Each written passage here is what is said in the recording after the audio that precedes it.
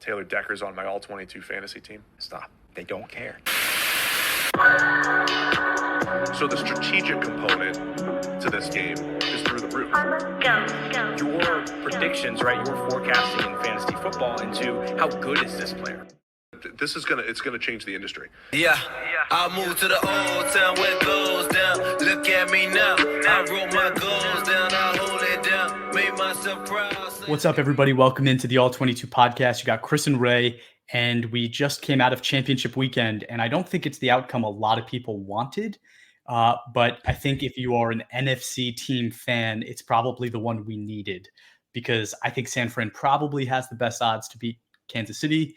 But it's just unfortunate. I mean, it's kind of, if you're around our age, we watched 15, 20 years of the Patriots just dominating the NFL. It feels like we're right back there with the Chiefs. And it's, I like a little diversity in my football. I would have loved to have seen Lamar Jackson pull that game out, win that game. But here we are. Yeah. See, I take a different approach. I think I'm happy for the Chiefs making the Super Bowl again this year, because the NFL just needs more money, and Taylor Swift being a part of the story for the Super Bowl just brings in more money. And that's exactly what the NFL needs at this point in time. So I'm very happy. I am very happy to have the Chiefs make the Super Bowl once again and have these awesome storylines to follow for the next 2 weeks. Storylines are terrible. I mean, the only thing that I'm kind of excited about is Brock Purdy. Has there ever been a Mr. Irrelevant quarterback starting a Super Bowl? Probably not even close, right?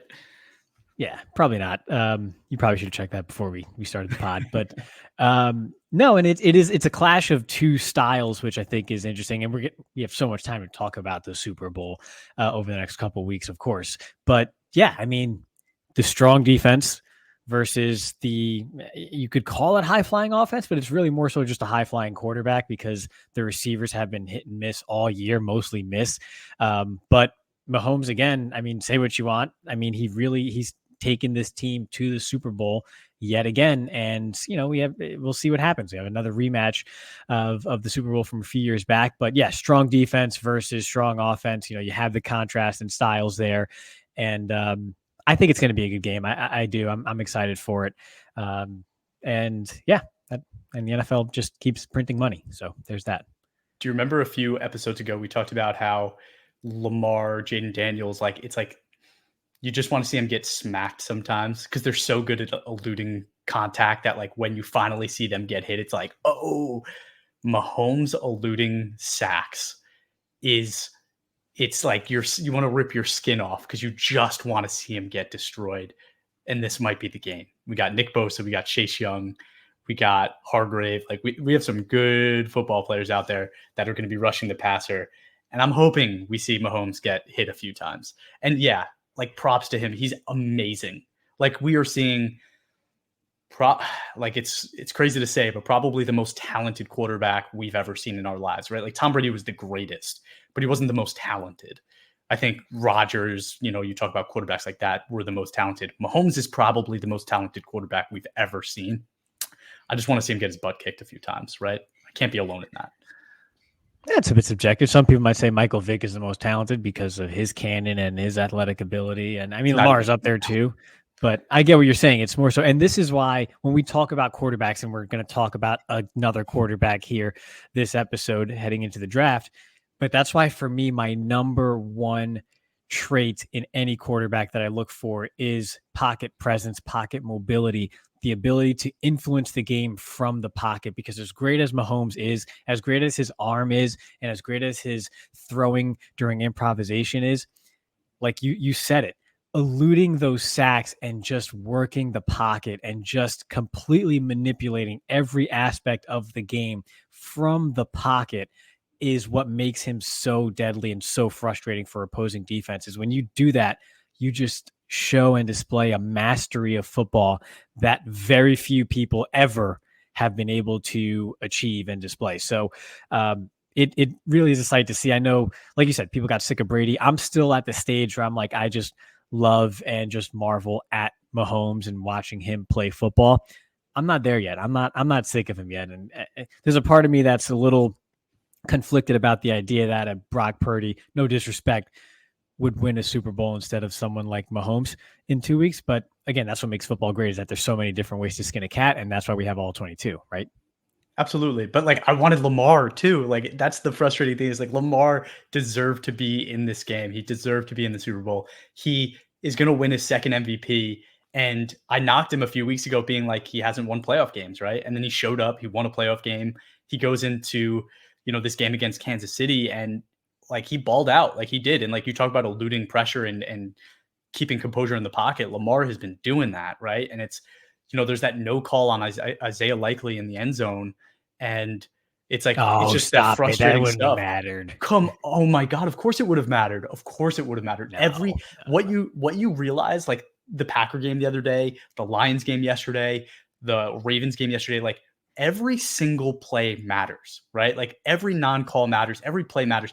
Josh Reynolds, if he would have caught one of those passes he dropped, the Lions win that football game. Like it's literally a game of inches, right? Like it's a game of inches. If he catches that football, they win the game, and instead they're at home. And it sucks that, like a guy like Lamar can have that level of a season and have his season just destroyed by a non-call. Josh Reynolds, right? Like Jared Goff. It was more than the non-call. Dan Campbell, like you're rooting for that team. You're thinking they're going to win it. And then Josh Reynolds like just drops like an easy catch for a first down. Like everybody's ripping Dan Campbell for going for it on fourth down. Josh Reynolds dropped the football. Like it was open. He was open. Jared Goff put it in his chest and he dropped the football. It was a great call. It was, but let's stick with the Ravens for a minute. They were not composed for the majority of that game, and I think that's what ultimately cost them. Between the dumb personal fouls, you're slapping Mahomes in the face mask, you're getting baited by Travis Kelce, the unsportsmanlike, the late hits, they were just out of sync and out of sorts. And ultimately, you have to be on point in every aspect in order to win a game against a team that good. You can't afford to set yourself back when the stage is this big. And that's what they did as a collective team, as a group. They were not composed. And I think you could say the same about the Lions in the second half. They were dropping passes. They were kind of stumbling over themselves, because I agree the calls by Campbell were fine. And Josh Reynolds dropped 2 passes. You had the Gibbs fumble.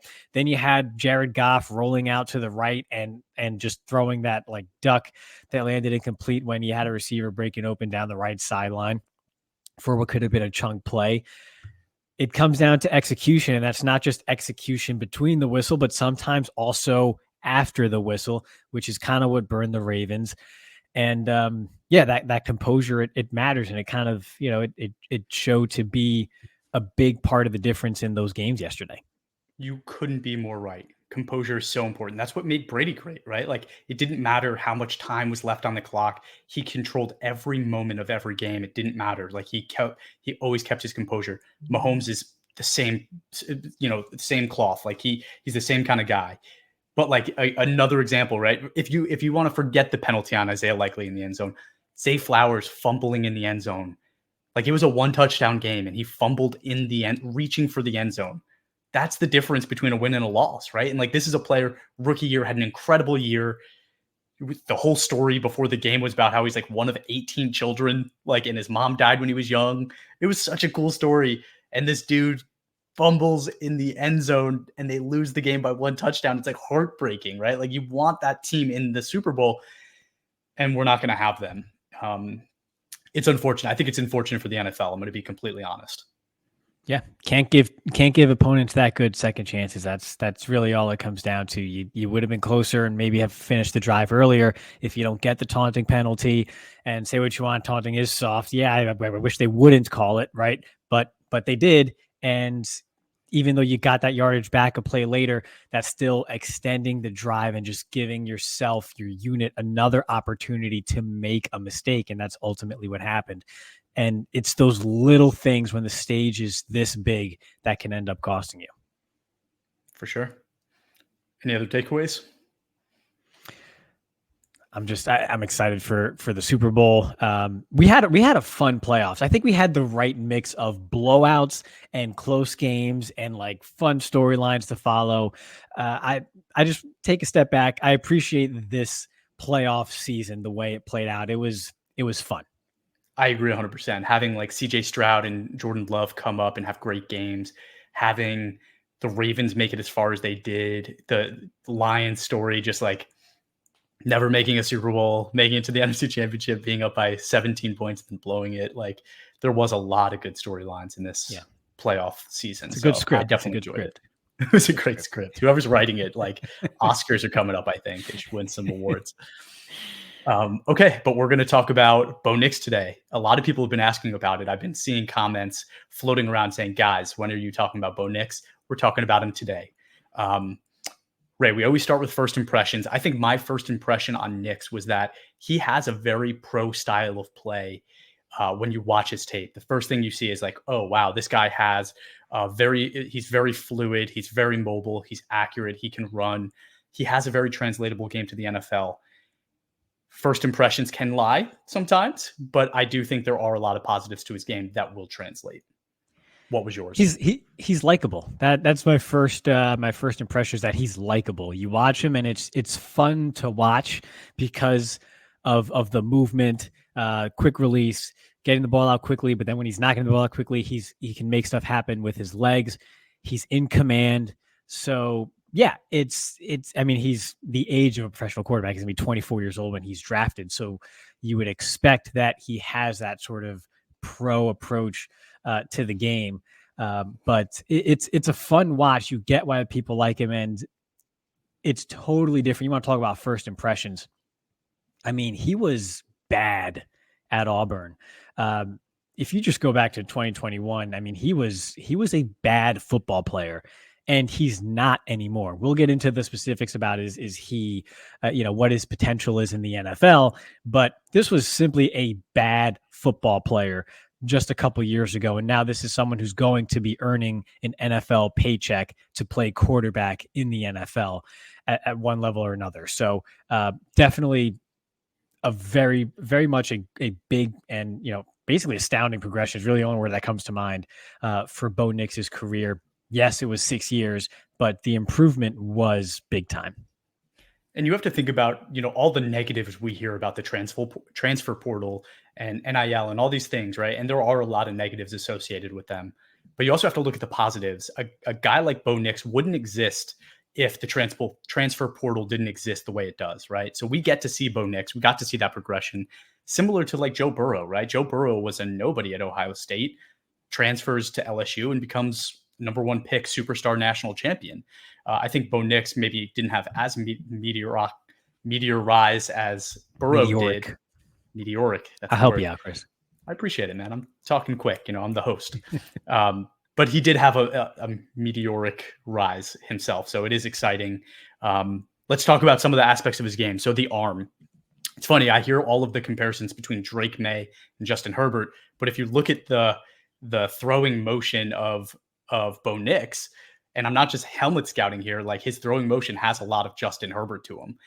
He has great elasticity in his arm, great whip coming forward. He's powerful. He has a quick release.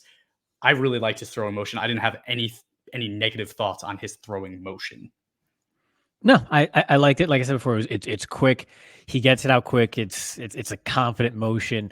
When he's on the move, the throwing motion is still, pretty compact and smooth. So yeah, I don't think it's going to be Tony Romo level of quickness. But it's a good motion, nothing wrong with it. Nothing that is of a concern that has to be worked on. I think it's perfectly fine and compact. Absolutely. His arm strength. This one's a little interesting. So my first note on his arm strength is powerful to a fault. And I don't know if you want to start sharing some clips, Ray, but powerful to a fault because his arm strength is his separator, right? Like there is not a quarterback in this draft season that has as powerful of an arm as Nix does. And that's saying that with with Michael Penix, who has an extremely powerful arm. Bo Nix's is better, right? It is more powerful. He can whip this football.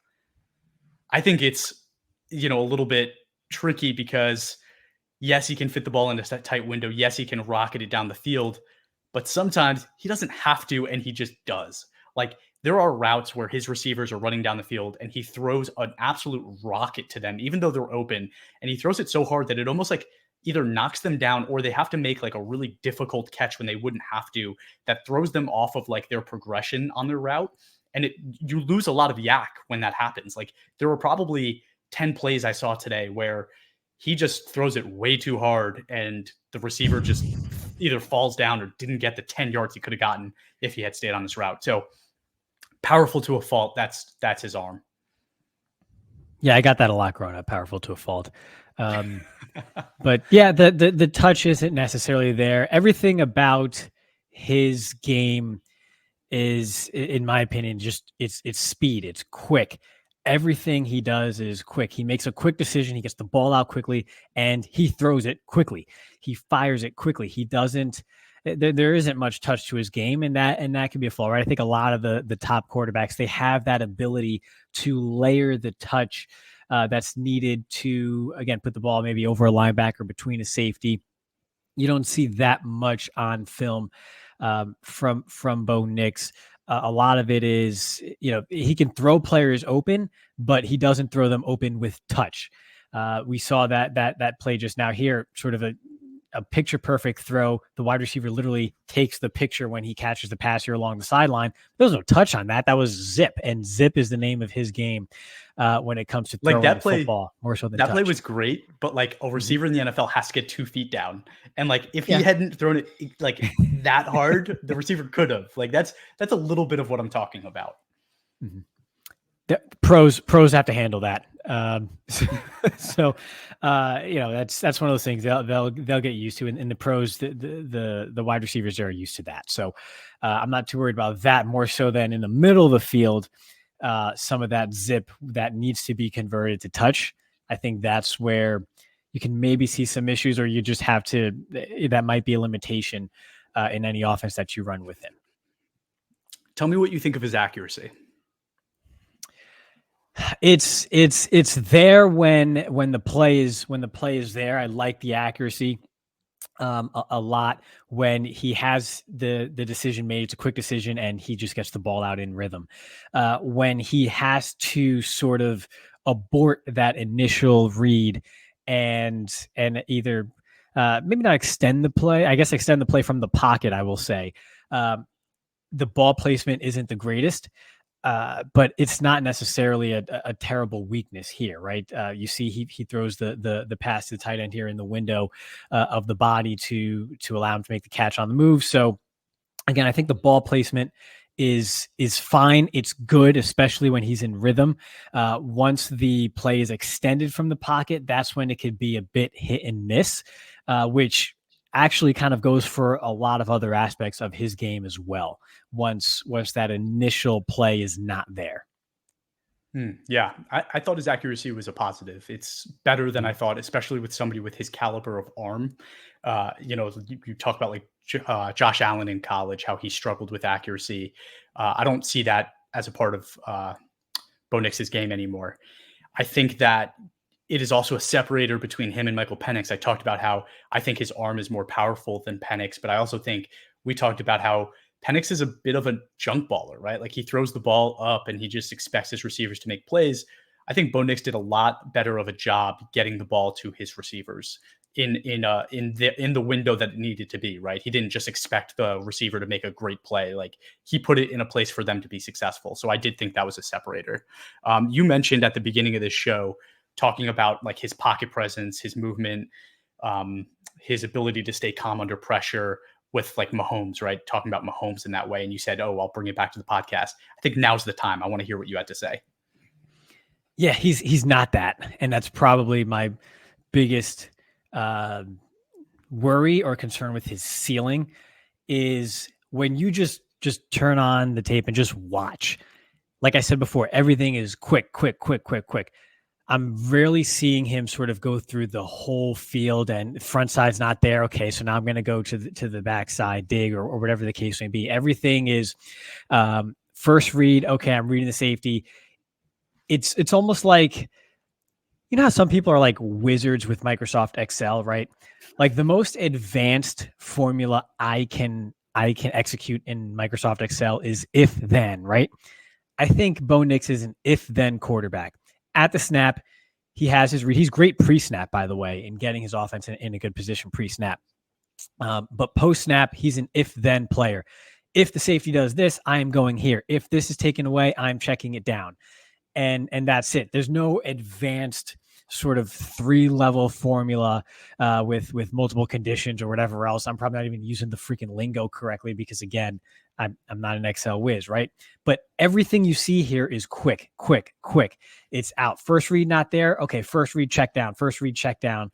And if the first read's not there and he doesn't check it down, that's when he extends plays out of the pocket, which is fine. He's got a little of that natural sort of improvisational ability to his game, but he is not a master of from the pocket of the game of football. He's just not. Once it's not there and he elects to not take the check down, he's extending the play away from that initial structure. And that is something that's a concern to me when you're talking about a 6th-year player who's going to be 24 years old on draft day. I would want to see that level of mastery post-snap from a player like that before he enters the NFL. You see it pre-snap. He gets that offense set in a lot of great situations. Before the snap, he has the freedom to audible and pretty much not do whatever he wants, but he is given that freedom because of his level of mastery of the offense overall. But post-snap, again, he doesn't show that advanced level of decision-making if the defense has the right play call and his initial sort of intention is not there. So I'll never knock a quarterback for a downfall of the scheme, right? So you're talking about Oregon did a lot of quick game, a lot of screens, a lot of sideline to sideline throws. And I'm not going to say that's the reason Bo Nix isn't able to do something else that I would like him to do, which is, right, sit in the pocket, go through a progression and make a play. Saying that, the times where he did have to do it, I agree with you. I don't think he was able to do it well. He's a 5-year starter. You would expect him to be able to do this. So that's kind of my biggest concern there. But I will say that it seems like what he does is it's first read and then I'm going to move, right? Like I need to move. I have to use my feet. And I'm not saying he always will run instead of going to a second read, but he's going outside the pocket. He's moving laterally to try to buy more time, kind of what Mahomes does, but not nearly as talented with it. And exactly what you said, like he doesn't always find that second receiver. He doesn't always find that next progression, and he needs to, right? Like that's the whole point of the game. That's how you elevate to become that great quarterback. I think he does lack that. I will say, I think in the pocket, I really like his drop back. Like I think he's very fluid with his drop back. He has great feet. He's always keeping them alive. He's always active, but I do think that he just bails too often. Sometimes he bails and runs. Sometimes he bails and is still looking downfield. But it's never all that great. And you talked about pre-snap. I did see some games where he is calling things out pre-snap. Whether or not what he calls out is successful, that's another story. But he is trying, right? And that's, I think, 24 years old, 5-year starter in college. He should be able to do that. And if you're watching the screen next to us, how many running back screens are you seeing, right? It's just it's one after the next after the next. There's so much of that in that Oregon offense. I'm not gonna bash Nix for that, right? It's just that's part of the scheme. That's one of the things that makes Oregon successful always, is they always have these great electric backs out of the backfield. That's a strength of theirs. They're going to keep doing it, right? They can't wear those uniforms without it, right? Like it's just part of their identity. So that's a little bit about that. Speed scramble ability, though, we didn't really talk about that. This dude can run. I was really impressed with his running. I think, no, he's not Jaden Daniels. I think he's a step below that. But I would say that he's very competitive. We talked about how Drake May is a good scrambler and has good speed, better speed than probably a lot of people think. I think Bo Nix is right there with him, if not a little bit better. Yeah, I really like his scramblability. It's underrated because he doesn't have the most athletic builds, a little stocky, a little sturdy. Uh, Kind of looks like, yeah, Baker Mayfield, but then when he takes off, it's more than that. It's maybe not to what I would call electric mobility, but it's a part of his game that you have to respect as a defense because he will make you pay and has no qualms about doing it over and over and over again until you stop it. And so that's another factor in his game that can really open things up for his offense and the pros. It's something he leans on, but at the same time, he protects himself. He's a smart runner. It's not just about his athleticism. It's about protecting yourself for the next play, right? You don't see him lowering his shoulder or throwing a stiff arm with his throwing hand just to get 3 more yards. He picks and chooses his spots, knows when to slide, knows how to keep himself out of dangerous situations when he is carrying the football. So he's got that down pat. He's, again, 5-year starter, like you mentioned. All of these little things about the game he has really developed as a part of his sort of repertoire, both through the air and on the ground, like we're talking about here. He does those little things right. Yeah, exactly. And then let's just jump into the numbers a little bit here. So 6'2", 217 pounds. Like you said, he's going to be 24 years old in February. We talked about JJ McCarthy, so it's still 20, right? They're 4 years apart. That's something you need to keep in mind. 5-year starter, 3 with Auburn, 2 with Oregon. Most starts in NCAA history at quarterback. There has never been a quarterback in NCAA to start as many football games as Bo Nix. So you talk about experience. I think that he does play like an experienced quarterback, but the progression is missing, right? Like that is something that is kind of strange to me, but it could be the scheme, right? Like he could go to the NFL and it's different, right? Like he goes to a different style offense and maybe he figures it out and he's successful there. I don't know, but it's something I'd keep my eye on. One thing I really liked about his numbers when you look at them, it is a solid upward progression throughout. So he started out, like you said, at Auburn and struggled, 64.4 grade in 2019, 66.4 in 2020. But then 2021, 76.6 before transferring to Oregon, where he had a 79.2 last year and a 92.7 passing grade this year. So again, always got better, continued to improve. I think the touchdowns versus big time throws kind of shows that maybe his touchdown rate is a little overrated, right? He had 45 touchdowns this year versus just 20 big time throws. So maybe some of those throws were gimmies. We saw a lot of running back screens that went for touchdowns. So just it's why the PFF numbers are so important to look at because it does give you that context. Average depth of target. Although to be fair, that could be a part of him pre-snap where he's putting himself in a situation where he doesn't have to make a big time throw to get a score. So that's true. It's a game of ping pong. You go back and forth on this, but yeah, it's a good point to point out, and that's why stats aren't everything. That's why Timmy Chang wasn't a first round pick at quarterback, even though I freaking love watching him in college. Just throwing that out there. You continue. Didn't mean to interrupt. No, I love it. Average depth of target, 6.8. So again, we're talking about a lot of running back drop-offs that lowered that number tremendously, and it is much lower than the other quarterbacks that we're talking about in this class. And then 2.44 time to throw, insane, right? Like easily the best of the class.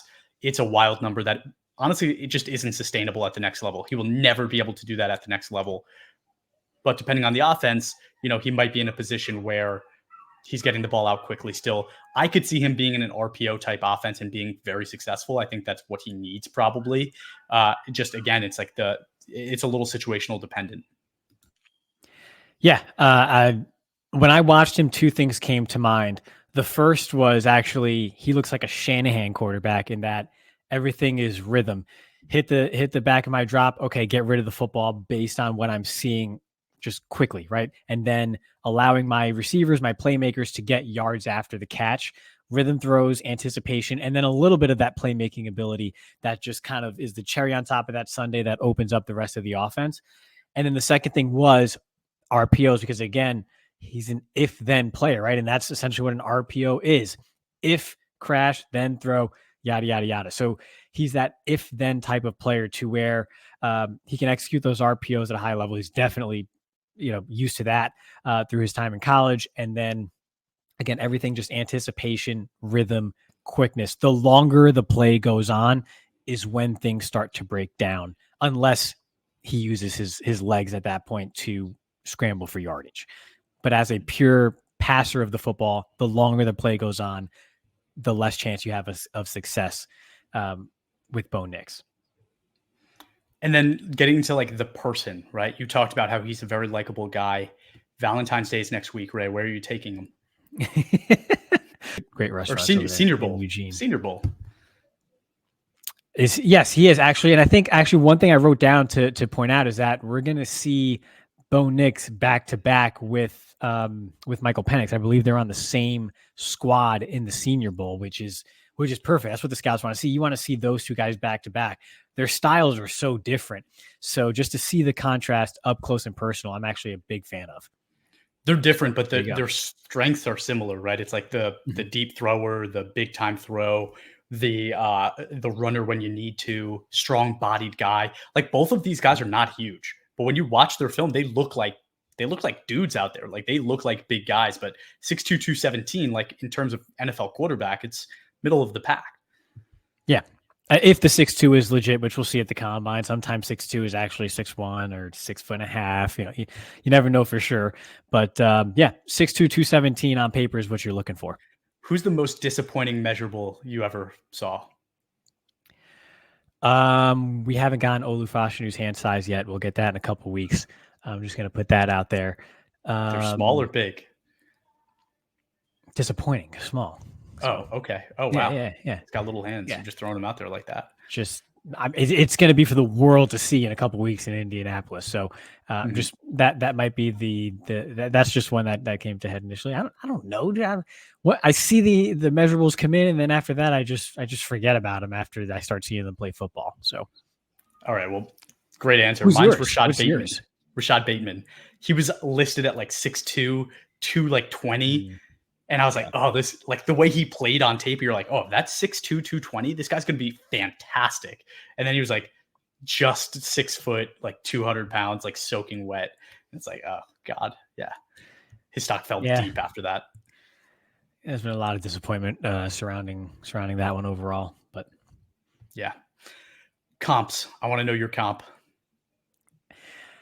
I said more mobile Baker Mayfield with a touch less mastery post snap, but I mean, he looks like Baker Mayfield. If you were to just put them in a generic football uniform side by side and watch them play football, he looks like Baker Mayfield. Okay. I don't think so, but okay. I think it's like I'm like the helmet scouting is sometimes real because we talked about how like the Lincoln Riley quarterbacks are all the same, right? Like they all have very similar play style. Like Caleb Williams has a lot of Kyler Murray to his game. He has a lot of Jalen Hurts, Baker Mayfield. Like there's a lot of that. There is a lot of Justin Herbert in Bo Nix's game. Like you see a lot of the same things. You see the big time throw, the big arm, again, big body guy, kind of mobile. I think you're just not giving Baker Mayfield enough credit. No, Baker's footwork was so much better. Like, and I talked about that last episode. Like, I thought Baker's footwork was some of the best I've ever seen. I don't see that at all about Bo Nix, right? Like, he does have good footwork, but it's not the same. It's not even in the same realm. But yeah, I get like they're gunslingers. They like to use their bodies as weapons. Yeah, there's some of that to it for sure.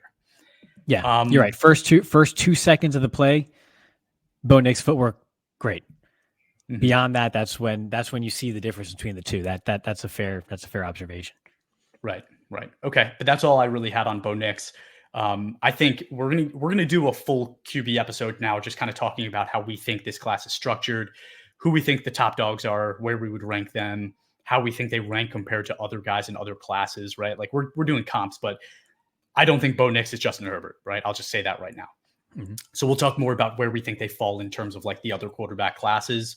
I think just like as a little teaser, the only thing I will say, I actually think I have last year's quarterback class above this one, which I think is a little controversial. And I think a lot of people might disagree with. I think this one's definitely deeper, but I do think that there was better high-end talent in last year's class. That's going to take me a lot of time to process. I at first glance, I would disagree, but that's because of how I feel about the top of each class versus the depth. So we may have complete opposite takes on this whole deal and we're going to get into it during our quarterback episode, I guess. So I will just take the opposite side of that coin. Okay. All right. We'll get into it, but any last Bo Nix takes? if you were to sum him up in 2 sentences, I might say 3. He's a 5-year starter, as you mentioned, right? Pre-snap, looks like a 5-year starter.